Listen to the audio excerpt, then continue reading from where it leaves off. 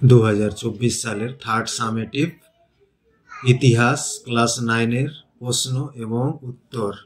ফ্রান্সকে ভ্রান্ত অর্থনীতি জাদুকর বলেছেন অ্যাডাম স্মিথ।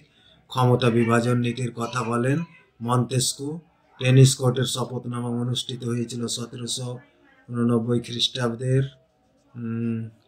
দ্বিতীয় জাস্টিনের নামে অভিহিত হান্স নেপোলিয়ান্স।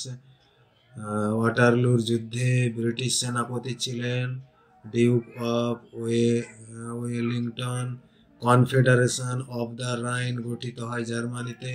প্রথম আন্তর্জাতিক সম্মেলনের স্বীকৃতি পায় ভিয়েনা। জোল ভেরাইন ছিল একটা শুল্ক সংঘ। রক্তলৌহ নীতির প্রবর্তক ছিলেন বিসমার্ক। সাম্রাজ্যবাদ পুঁজিবাদের সর্বোচ্চ স্তর গ্রন্থটি লিখেছেন লেনিন। সুয়েজ খাল খনন করে ফ্রান্স। সেফটি ল্যাম্প আবিষ্কার করেন হামফ্রে ডেভি। রক্তাক্ত রবিবারের ঘটনাটি ঘটে 1905 খ্রিস্টাব্দের।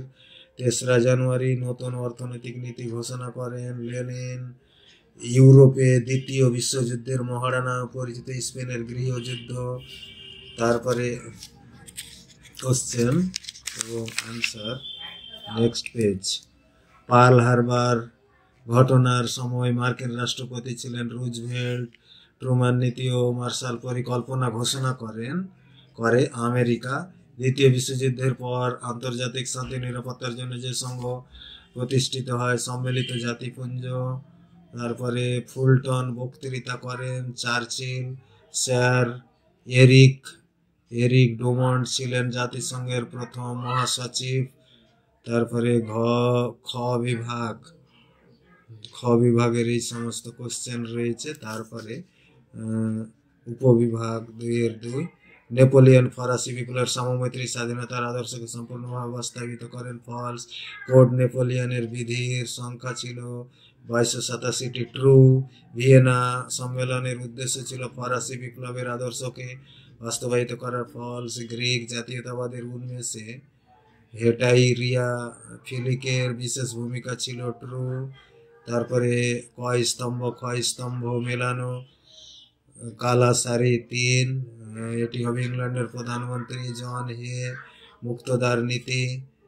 ক্রম্পটন স্পিনিং মিউল মানে মাকু চলন্ত মাকু সেরা জুভা হত্যাকাণ্ড অস্ট্রিয়া।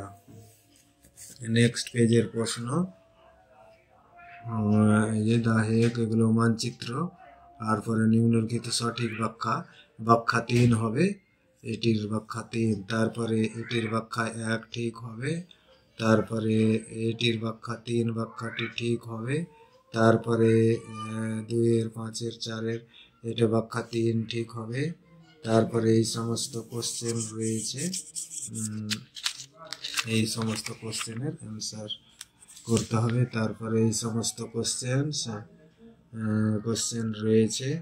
তারপরে ঘ বিভাগে এই সমস্ত বড় প্রশ্ন 4-6-24 4 করে।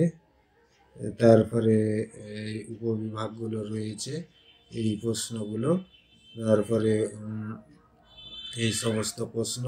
তারপরে উপবিভাগের প্রশ্ন দিয়ে ক্লাস ইতিহাসের প্রশ্ন শেষ।